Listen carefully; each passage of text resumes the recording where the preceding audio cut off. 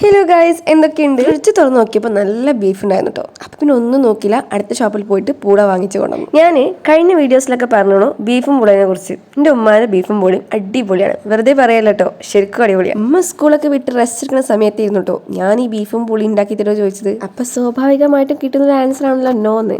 അതന്നെ എനിക്കും കിട്ടുന്നത്. അപ്പം ഞാൻ പറഞ്ഞു യൂട്യൂബിലും വീഡിയോ എടുക്കാൻ വേണ്ടിയിട്ടായിരുന്നു പറഞ്ഞപ്പോൾ ആൾ ഓക്കെ കേട്ടോ. വേറെ ഒന്നുമല്ല, എൻ്റെ ഉമ്മാക്ക് യൂട്യൂബിൽ വീഡിയോ ഇടാൻ നല്ല ഇഷ്ടമാണ്. അപ്പം നമുക്ക് എങ്ങനെ ഉണ്ടാക്കണം നോക്കിയാലോ. പൂള നല്ല രീതിയിൽ ക്ലീൻ ആക്കിയിട്ട് കുഞ്ഞു കുഞ്ഞു രീതിയിൽ കഷ്ണാക്കി എടുക്കട്ടോ. എന്നിട്ടുണ്ടല്ലോ നമ്മൾ ഓൾറെഡി വേവിച്ച് വെച്ച ബീഫിലോട്ട് നമുക്ക് ഈ ഒരു പൂള ആഡാക്കി കൊടുക്കട്ടോ. ബീഫ് വേവിക്കുമ്പോൾ ഉള്ളി, തക്കാളി, വെളുത്തുള്ളി, പച്ചമുളക്, ഇഞ്ചി, കുറച്ച് മുളക് പൊടി, മഞ്ഞപ്പൊടി, മല്ലിപ്പൊടി, ഉപ്പ്, പിന്നെ കുറച്ച് വേവിക്കാൻ ആവശ്യമായിട്ട് വെള്ളം കൂടെ വെച്ചിട്ട് നമുക്കൊന്ന് വേവിച്ചെടുത്താൽ മതി. നമ്മൾ ഓൾറെഡി പറഞ്ഞ പോലെ വെന്ത ബീഫിക്ക് നമ്മൾ പൂള ആഡാക്കിയിട്ട് വീണ്ടും മഞ്ഞപ്പൊടിയും ആവശ്യത്തിന് മല്ലിപ്പൊടിയും പിന്നെ സാൾട്ടും ഉപ്പും കൂടെ ആഡാക്കി കൊടുക്കാം കേട്ടോ.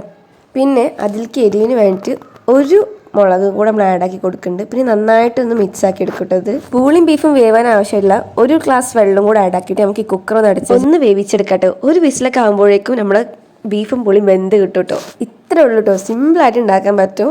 ഇനി നമ്മളിത് വേറെ പാത്രത്തിലോട്ട് മിക്സ് ആക്കാൻ വേണ്ടിയിട്ട് നാടാക്കി കൊടുക്കട്ടോ. കുറച്ച് കറിവേപ്പിലയും കൂടെ ഇട്ടാൽ നമ്മൾ ബീഫും പുളിയും സെറ്റായിട്ടോ. ഇനി നമ്മൾ കഴിക്കുമ്പോൾ കുറച്ച് നാരങ്ങാ നീരും കുറച്ച് സവാളയും കുറച്ച് മല്ലിയിലയും കൂടി ഇട്ട് കഴിക്കുമ്പോൾ അടിപൊളിയായിട്ടോ. അപ്പോൾ അത്രേ ഉള്ളൂ ഗൈസ്.